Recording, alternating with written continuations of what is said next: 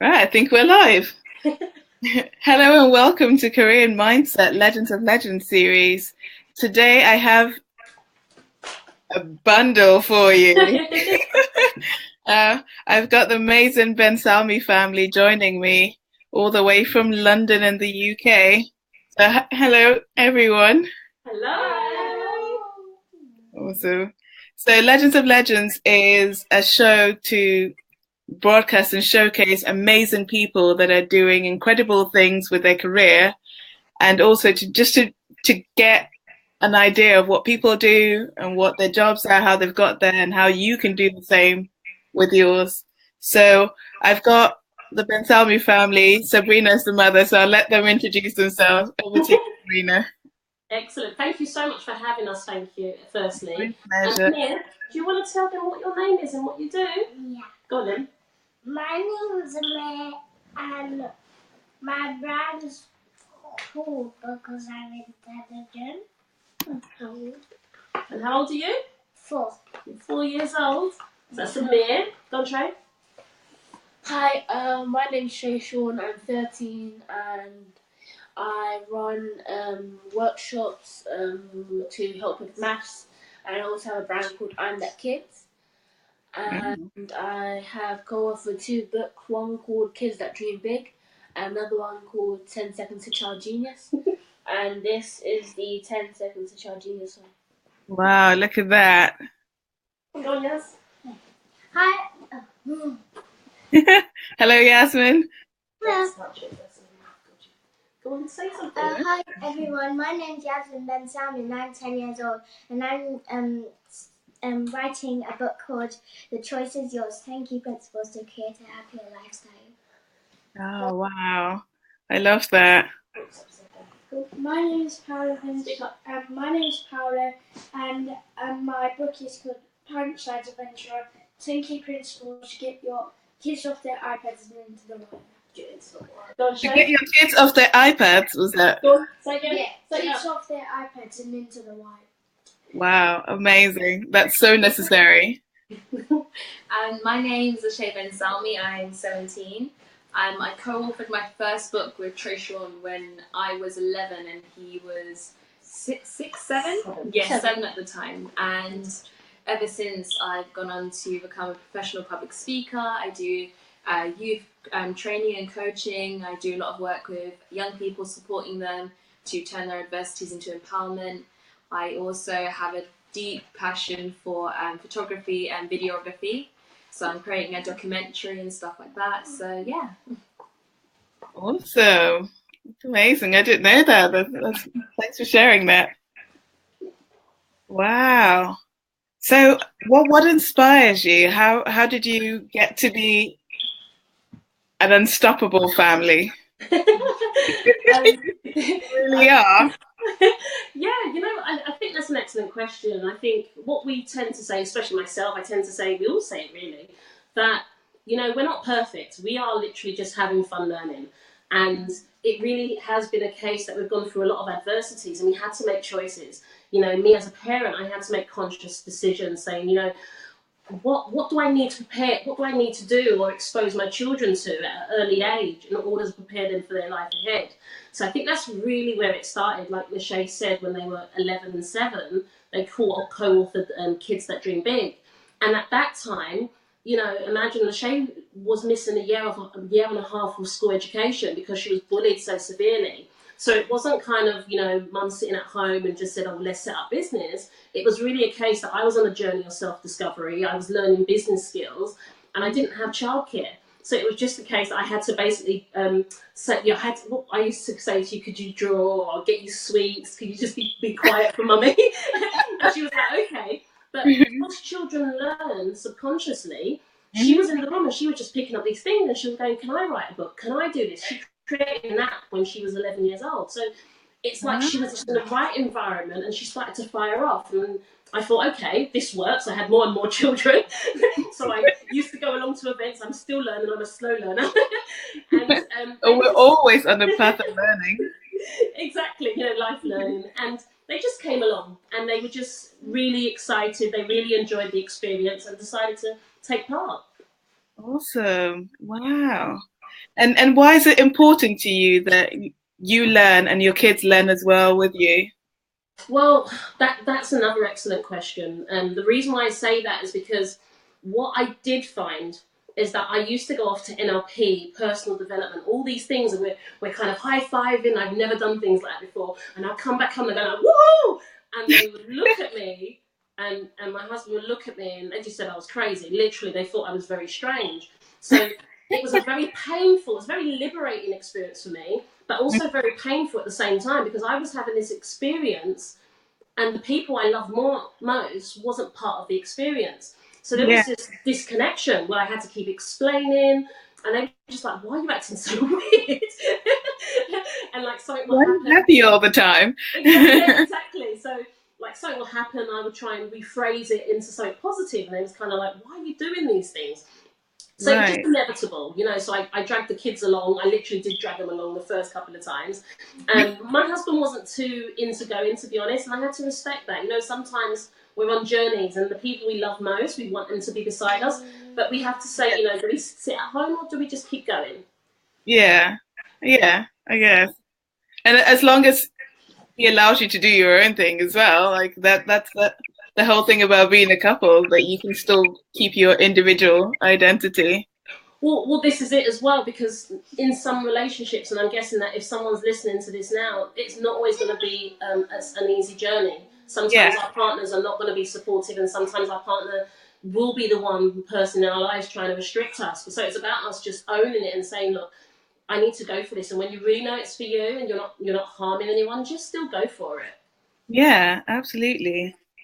Yasmin, what was it like to go to your first event, your first personal development event? It was really cool and motivated, because there were so many things that I knew that that they were talking about. Oh, excuse me. I like that. But like once I actually got to learn how they done it, I was thinking like I already know how to do that, but like they phrased it in different ways. So it's confirmed that you knew. Yeah, definitely. How about you, Amiri? How did you find it? Do you like going to events? Yeah.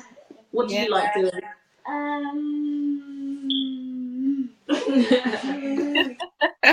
You're on stage, or is Oscar? Oh yeah, you go on stage, don't you? Yeah. I must say, I've seen you at a few events, and you do look really, really smart with your tie and your suit.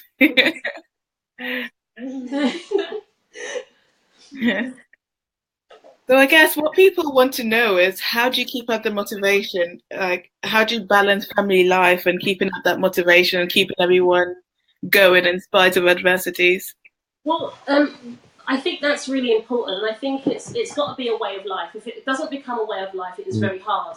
So I guess the short answer to that is, how can you make your passion your lifestyle? So it's not a case of we're attending events and then we're coming home and slotting back into reality. This is our reality. So we've put together a package called Dream Big Together. So it's really about encouraging families. Like, how can you dream big together? How can you make, you know, creativity a lifelong thing? How could you create like family anthems and have like a family goal? Because I know a lot of families, they have individual goals, but kind of like everyone's going for their own things. Whereas, yes, as a family, we're very different, but we all have a common goal. We all know where we want to end up collectively, you know, financial freedom and time freedom. But what are we going to do when we actually have that? And we're not creating just any business. We want to create wealth, long-term wealth that sticks around for generations to come. So we often speak about creating an empire as opposed to the whole wow factor. We're not out there to say to people like, this is us and that's you. We're saying to people, look, this is what's possible if you learn to dream big together, because each one of us is a piece to the puzzle. And when we realize that there are no duplicate pieces, it then allows us to be happy with who we are and go there, you know, together as a family. Awesome. That's super important. You were talking about family goals together, and I know that you have a mantra. Paolo, do you want to tell us about that? What is your your family mantra? Testing you now. We believe that there's no such thing as failure, only feedback. And we believe that there's no such thing as failure, only feedback. Only feedback. Awesome. And I also believe that Say it louder. I also believe that a journey of 1,000 miles begins with a single step. If you wanna be somebody, If you wanna go somewhere, you better wake up and pay attention. I'm ready to be somebody. I'm ready to go somewhere. I'm ready to wake up and pay attention. Oh my God, how awesome. I love that. I was dancing, that's my favorite. I really like that. Oh, that's really good. Wow. So what have you been doing lately? Anything that's upcoming that we should know about? You can tell me about your photography and the video. Earlier I mentioned that I've recently really been found a passion for videography and cinematography and photography as well. And so alongside me creating my documentary that I'm featuring many inspirational people that have really interesting and inspiring stories to share why they believe that they're a piece to the bigger picture, the puzzle, like why they're a piece to the puzzle, why they're a piece to the bigger picture, what they have to share with the world, the impact that they would like to make. And so I've also been working on a YouTube channel on the side that's quite different from my mainstream work that I created just like sort of to be able to practice my editing skills and my videography skills and stuff like that. And so I've been able to grow that, which has really helped me experience-wise. Stuff like that, and that video is super important as well because it's instant. People can connect to that. It's real time sometimes, like this live, for example. And you learn a lot from it. That's amazing. Wow. They're all working on books at the moment. So these are 3 of the latest ones. Yasmin's book's coming soon. Lachey's got one that she's working on. I'm working on 2 books. So I guess we are constantly working on a variety of things. We've got some new workshops coming up. Sean does 10 Seconds to Child Genius workshops and Bridging the Gap between fathers and sons. So like we're constantly just learning through play. Do you want to talk about your I'm That Kid, Trey? Okay. Yeah. Okay. So as I said earlier, I have a brand called I'm That Kid. Yeah. Sorry. Just give 1 second. Yes, sorry. It'll be nice to see more than just your forehead. As I said earlier, I have a brand called I'm That Kid. Yeah. And well, I have like different courses and workshops. Yeah. One of them was called I'm That Kid Bridging the Gap Between Fathers and Sons. And I held my event at Arsenal, where instead of pointing things at Dad's saying that you're not doing this properly, I thought that it would be better to bring them in the room and learn as a whole. Why is that important? The relationship between father and son. Because I never had a really good relationship with my stepdad. Right. Okay, so it's important for other kids to be able to empathize and see the same thing that you've been through and learn from that. Yeah, and also I also have a 10 Seconds to Child Genius workshop where both myself and Philip Chan, we teach ancient mathematical methods which have been forgotten to help do like complex math equations in under 10 seconds. Wow. Complex math equations under 10 seconds. Where were you when I was growing up? That's amazing. So I guess the question everybody's probably wondering is, everyone thinks they're busy. How do you balance studying education with writing books? You're all authors. I mean, a thing that most adults aspire to, but don't even have the time to do that. How do you balance that? How do you find time to do that?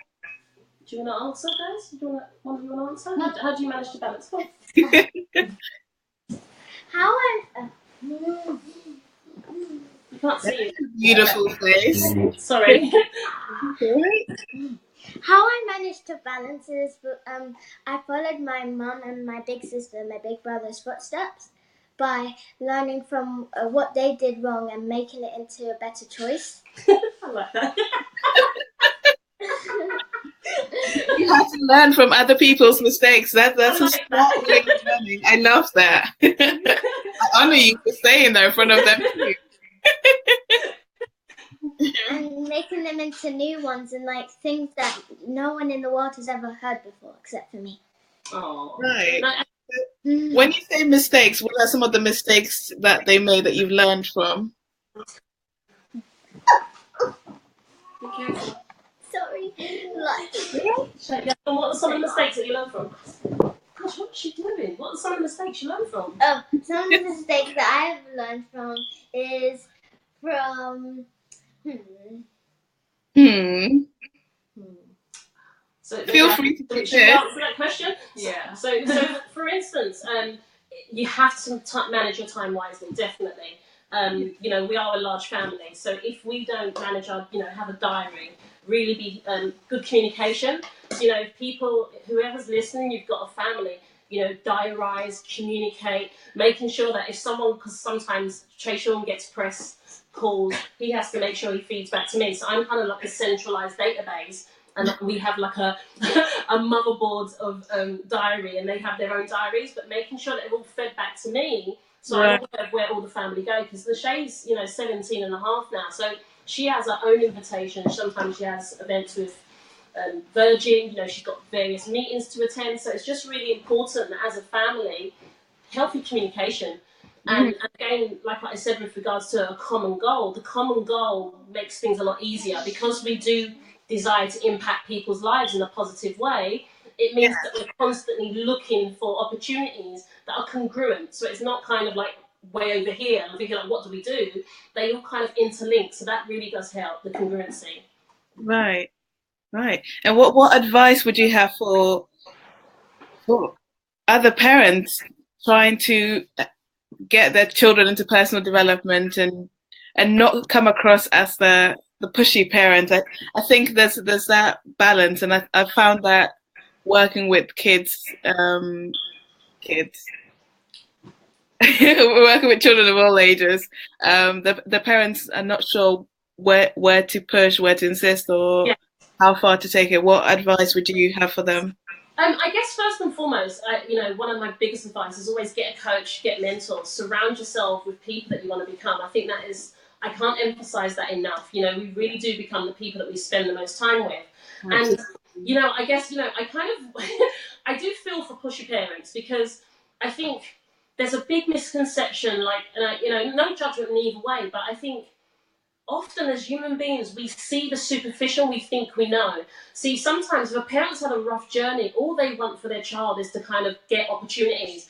And sometimes the parent's actually trying to save them from the fire and they come across a different way.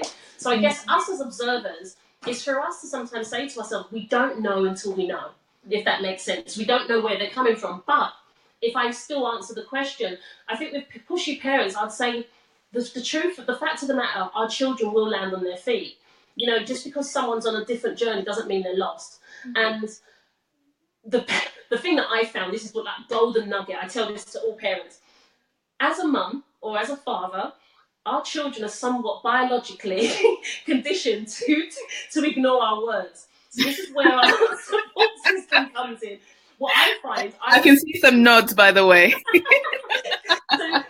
So what will happen, the parent will say, no, and this isn't every relationship, some children do listen, and there are instances when my kids listen, but just as a generic, is that when we want our children to do things, get our community, you know, it takes a village to raise a child, so get our community to reinforce what we want. So it's not just coming from us, because the kids somewhat don't hear it all the time, so it's just having that, you know, letting the kids see it. And I think the advice that really helped me is immersion. There's no point me saying to my children, there's this big this and big that, yet they haven't felt it, they haven't seen it. They haven't tasted it. They don't know what that is experientially. And then you've got these parents that are kind of pushing their kids, saying that I want this for you, but at the same time, they're not going for something. It doesn't have to be a big picture, but they have to see you going for something as well. Right. So although I'm behind the scenes, my kids see that I have things that I'm doing for myself. You know, I love them to pieces. Yeah. And I look after them, but I have to have something for me because I have to be able to re-energize. So I hope that, is that good advice? I think also in terms of sort of what behaviours that we've seen that each of us have had in the past that we've changed and learnt from was the fact that although we started very young, it was the fact that mum done everything. Mum was the PA, mum was the manager, mum was the timekeeper, mum was setting up everything. So I think as we've gotten older, even though mum still does a lot and we appreciate her to bits, but we've all been able to sort of take on what we're good at. So Right. I do social media and filming things and photography, so I'll film events. So even before, say that you're to viewers out there that are just starting up, looking at how to get started, get on their feet, I would definitely say designate and delegate different tasks and different jobs to people in your family that are good at certain things. So just making sure that isn't all on one person, because even though mum somehow magically coped all this time managing all 5 of us, and even though she still does do a lot for each of us, but when we're starting now to pick up and do our bits and everyone's kind of taking on their different tasks and roles and stuff like that, it's definitely made things fall into place. I follow on from that. I think that is excellent. I love talking with my kids because they make me remember things. This is the golden rule, like immersion and communication, but this is so important. Leverage. You really do have to build a team. If you want to succeed, like we're talking to people right now and interviewing staff, I wish that I started out like that. And seriously, if you're going to get your children involved, yes, get them mentors, get them coaching, and get yourself coaching. But at the same time, you don't want to own a job. Because if you're the only one in it, you are literally owning a job, and it can be really, really difficult. So really, from the word go, like Lachey says, set up your team. Like if you're going to launch a trainer brand, who do you need? Like your marketing, your accountant. Like think about it as you aim to go on, rather than doing that later on down the line. Yeah, and I totally agree with that. A key part of my work is making sure people leverage, whether it's starting their business, leverage their employee skills, because there's no point getting someone to do something they suck at and they don't want to do. You're wasting your time, right? So leveraging people's skills are important. And again, I think what you subtly said was everyone's got different skills as well. Everyone's got a different skill set, different interests, and just making sure you understand what that is and using that to the best of your ability, really. So, I think that's right. I think that is absolute golden. Like what you're saying, your family is your team as well. But if you've got someone doing a task that they find very arduous, it's best to just shift them. Ask them, what do you love doing more than anything? They like talking on the phone. Make them your salesperson, or make them the person that does the customer service. I think the problem that people sometimes have, and this is what I've seen with clients, they're trying to get people to do something that they want them to do, rather than just asking what that person loves to do. And like you're saying, just slot them in. Yeah, definitely. So finally, what would you say? I know you've given us loads of nuggets already. What would you say has been the one thing that's been instrumental in your success and keeping your family together and growing together? Could each of us answer, or? Yes, please. That's great. I think it would be interesting for you to. What do you think is a testament to your success or what you've achieved? I think it was definitely a lot of trial and error, because I'm sure you know yourself, but the personal development world and sort of the seminar world, it can sort of turn into an addiction where you're like, okay, I need more information, I need more. But whereas it's understanding where you need to go there for a purpose, not just because this person said it's great. And I think for us, for a long time, every weekend we're at a different event. Every week, we've been to all the seminars, you name it, we've been there. Which definitely, today, I can't say that it was a waste of time. I definitely appreciated the people that we're able to connect with and the materials that we got from the seminars. But it's also moving with purpose. I think one thing for us was us sort of just, we went from being at an event every weekend, being at a different event every weekend, to balancing that, going to certain events, maybe 1 or 2 a month even, and then making sure we're homing back in, making sure we're actually using the materials. Practicing. There's that term, shelf development. So actually having time to kind of process the materials that you've been able to acquire from the events, connecting with the people, because seminars, they can be so amazing in the moment, and then you sort of go home and waver back into your old way of life, and you don't contact those people and you don't read the materials. So I think for us was sitting back and realizing that we've got what we need and that we have a great enough understanding. It's just time to implement. Yeah, no, I think that's really true. Implementation. Yeah, exactly. Do you know, I kind of, what's coming up for me is that what people tend to think success is and what it actually is 2 different things. So if we kind of look at our journey, when that's an excellent question, you know, what we owe like our success to, and I think it's a number of things at different times in our journey. And I think, you know, like I want to do some Facebook Lives about my thoughts that come up sometimes, because I realise that there's so much stick. People say, oh, don't share your pain, and if you're professional, you know, leave that behind. And I'll be honest, that I think I really started to accelerate when I was just happy with who I am, with every aspect of who I am. And what I mean by that is that people just need to immerse themselves in the journey. Don't want to be like in competition with people, because the truth is there's no one that can compare to you. So just be you. Run your own race. Like, winning a race is the inner game here. You've won the race in here before you've actually won it out here. So it's really about just going at your own pace. I think when I started to slow down and let go of the pressure of who I needed to be and what I needed to produce, and I really saw magic begin to happen, and it's a sense of quickening where there's no time and everything stands still, because I'm just literally in flow and just being open to learning.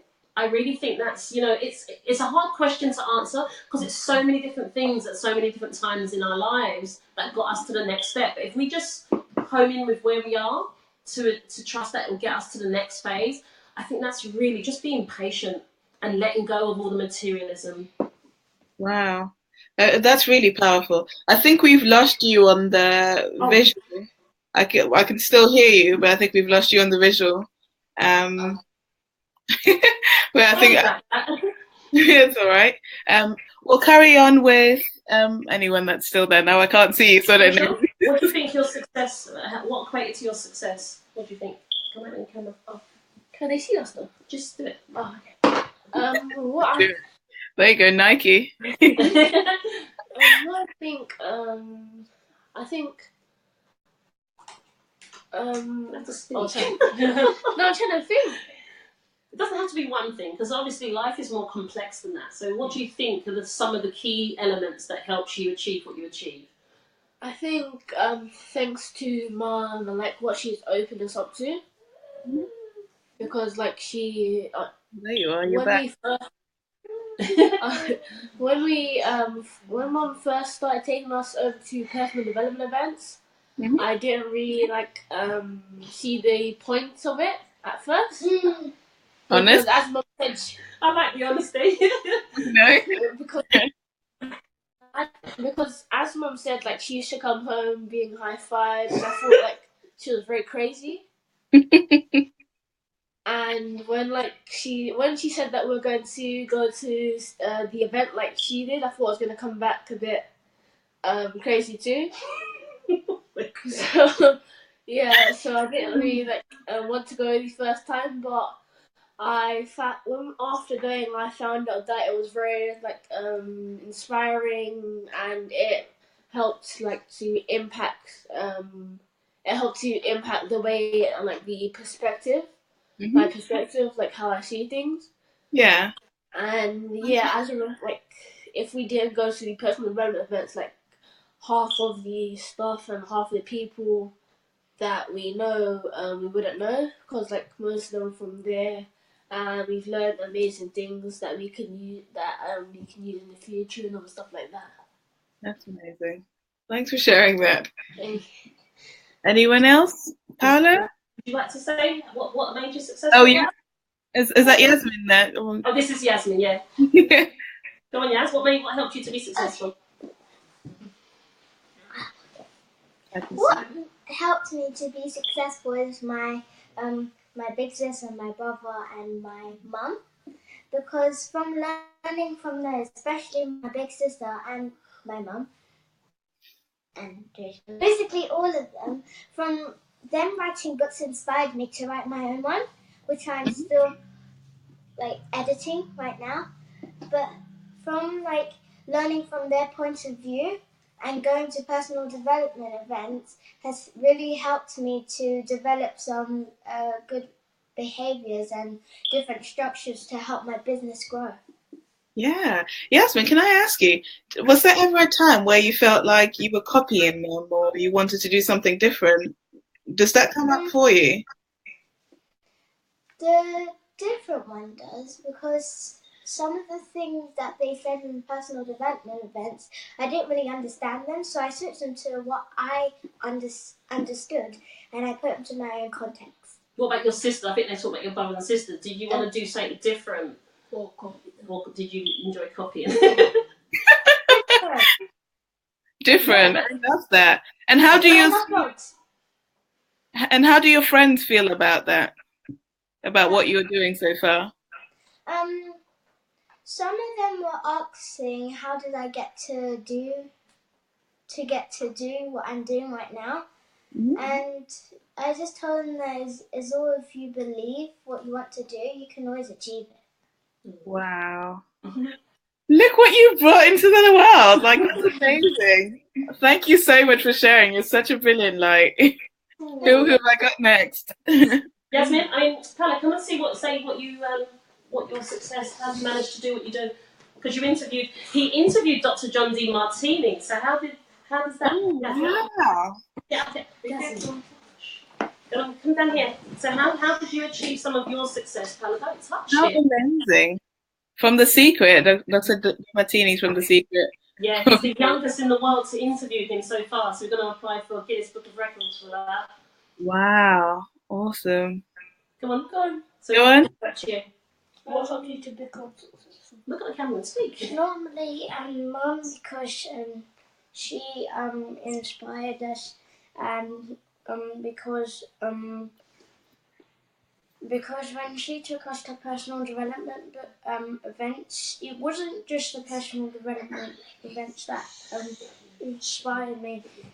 It was also my family, because they, say for as something happened at school and then I was getting bullied, they would always be there for me and they would care for me. All the time.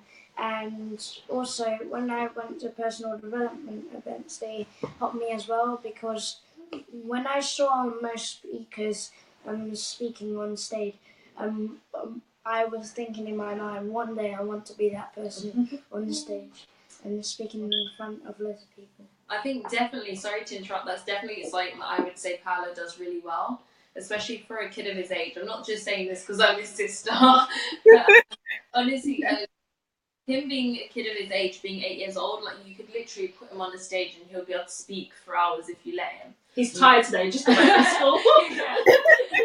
Like, he's like really good. Like you can put him on a stage and he could talk about anything for hours. Which I think is really important. I think that when sometimes parents and families are trying to get their younger children and their kids to come into this industry, I think one mistake that is made is that they try to sometimes sort of script everything. Yes. A kid has to be free. A kid, just because they're young doesn't mean that they don't have a lot to share. Right. Honestly, I've learned so much from working with a lot of younger clients, working in doing things alongside my siblings. Like, kids have so much to share, and I think that's why I appreciate what my mum's done for us. Is the fact that she hasn't told us, okay, say this, or you're going to do this, you're going to do this. She said to us, like, what do you love, what makes you jump around, what change do you want to create, and I'm going to help you sort of formulate that and get your message out to the world, if that makes sense. Yeah. And Paolo, what you were saying about being bullied, like bullying is something that's so close to my heart. And right from a young age, I used to run an anti-bullying club, and I think that's one of the reasons I love working with children, because it comes from that confidence, right? When you own who you are from as a young person, it makes it harder for anyone to bully you because you know who you are. So I'm glad that even though that you've had that experience, you're using that for other kids to benefit from that. And I mean, same goes to you, Lashai, because I think you had the same experience. So I really honor you guys and your family for what you're doing in the world, really, and being such a wonderful light in the world. Right, final thoughts. Oh, Lashai, did you have anything else to add? I think you're the only one that hasn't spoken yet. You got loads to say. I think obviously about what you just mentioned, even leading on from the idea and the subject of bullying. I think it is something that is quite overlooked. And even though there are campaigns and there are organisations that I highly respect that do their best to sort of eradicate bullying and to deal with it, but I feel as though bullying has been so diluted and deep-rooted in culture and society that it isn't always noticeable. Like, bullying isn't just if someone is repeatedly calling you names at school or someone pushes you every day. Like, there is subconscious bullying. There are people that don't even realize that they're being bullied. So I think it is such an important subject because it happens. Most commonly, what we hear about is it happening online or in school, but it happens in the household. It happens within organizations. It happens within jobs.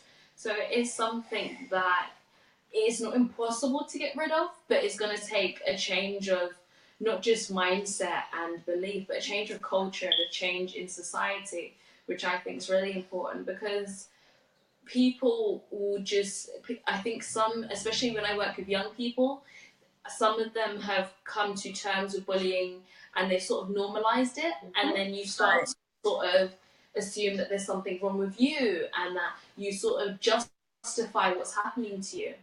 Yeah. Which I prefer turning your adversity into empowerment, which is coming to terms with what's happened, acknowledging it, thanking it for what it's been there to teach you, and then going on and allowing that to allow you to skyrocket and to just push you and encourage you and to share your message with other people. Because I always like to say to young people that I work with that imagine, like, say if they're a bit scared to sort of talk or to share their story, but just picture it as if there's at least one person out there, one person of any age watching you right now that's going to resonate so much with what you're saying that it's going to inspire and encourage them to live another day. It's going to inspire and encourage them to try harder.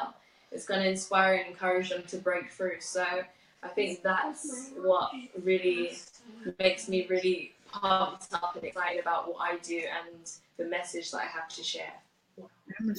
Honestly, and yeah, you have to have lived a story to be able to share a story. So again, it's embracing where we've come from and using that to empower others and to move forward and to engineer our own success. Thank you so much for spending the evening with me and all that you shared. It's super amazing, and I'm really, really grateful that you've given me your time, all of you, all 5 of you, 6. Thank you for having us. Thank you. So if people want to get in touch with you, how do they do that quickly? I'll put the links below, but is there anything that you want to point people to get in touch with you? So just any of our names. I think Sabrina might be the easiest to spell if you can't see it on the screen. So Sabrina, and then our surname Ben Salmi, Ben space no hyphen SALMI, and just you can put that into any social media, and probably Facebook's best because we're on quite a lot and stuff like that, and you'll be able to find all our stuff. Awesome. Thank you so much for coming on with us. And if you've been inspired by anything that's been shared, or if you've got a story to tell, or if you've got any platforms where they can share their story, please do get in touch. Comment below and we'll get in touch as well. This has been Linda Boache from Korean Mindset and the Ben Salmi family, the amazing Ben Salmi family. You can't just say that without having them. They're truly inspiring. So thank you for joining us, and yeah, we'll see you soon. Thank you so much. Thank you so much. Thank you. Thank you for having me. Thank you and bye.